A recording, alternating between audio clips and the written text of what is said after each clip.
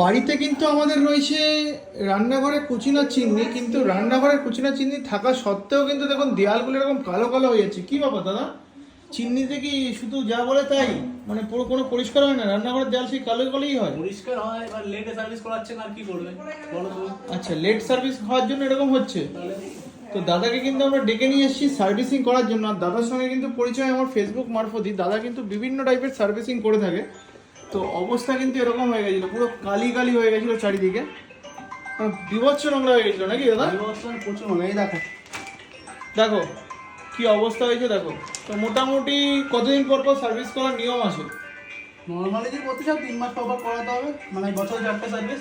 আচ্ছা, আর যদি একটু ভালো মানে স্ট্যান্ডার্ড পরিমাণে করতে চান তাহলে বলবো 2 মাস পর পর করা। 2 মাস পর পর করাতে হবে, তাই তো? তো মোটামুটি দেখুন এখন কিন্তু সার্ভিসিং করছে দাদা। আর সার্ভিসিং করার পরে কি তখন আর ঘরে এরকম তেল তেল হবে না?